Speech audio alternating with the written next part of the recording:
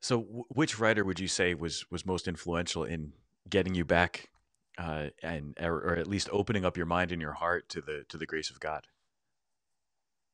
Well, the most important person under grace for my conversion is G.K. Chesterton. Mm, So I I was introduced to his writings, and what he taught me.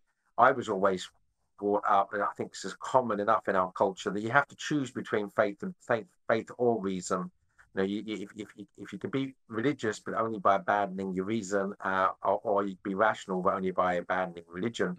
mm, And what Chesterton showed me, of course, following the great traditions of the church and the great philosophers such as Thomas Aquinas, taught me that faith and reason, in fact, are inseparable, that they form an indissoluble union, what we might call it a marriage, fides et ratio. So when it became clear to me that the reason led to God, that was the beginning of the journey.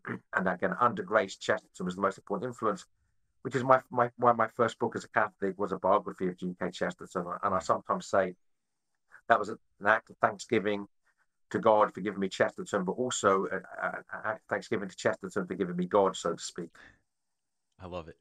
You've got a book, English Literary Heroes, and I picked it up because I was surprised by the idea that there were Catholic English literary heroes, and of course I knew Chesterton, I knew Tolkien, but you really expanded a lot for me, and I think gave me a different perception of the role of Catholicism in English society in general.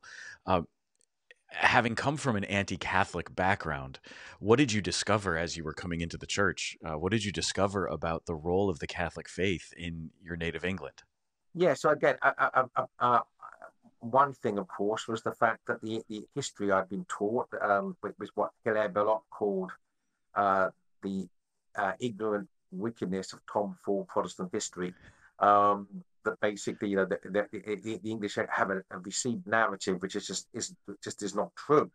The English did not choose to leave the Catholic Church. The Catholic Church was stolen from the English people by the king, who then destroyed all the monasteries. And there were 300 years of persecution of Catholics, 150 years of executions, followed by a further 150 years of persecutions, and as an effort to wipe Catholicism out in England. And when it seemed that it was going to be successful, and just a few tens of thousands of Catholics left, we then have the Irish Catholic famine led to Irish Catholic immigration to England.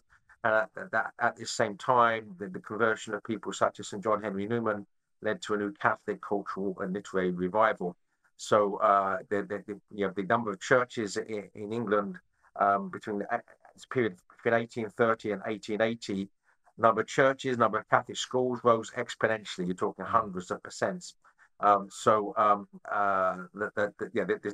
Catholic Church as well, in some senses, had risen from the dead, so to speak, in England. yeah, it's interesting. I've only been to England twice, I think, maybe three times.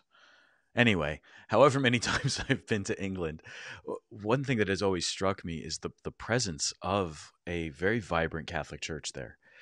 And that was not something that I really anticipated. I went to our minor seminary here was called St. John Fisher, and being under the patronage of the English martyrs was always very powerful. And visiting actually the Tower of London and being able to be in the place where John Fisher was martyred with Thomas More, visiting I was in York. I got to visit the home of St. Margaret Clitheroe and her execution site, and just to see that these places are preserved.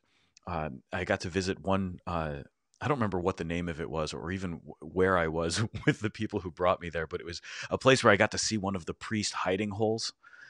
And I was so moved by that idea of people rebuilding their entire estate around this space where they could hide a priest and being as clever as possible.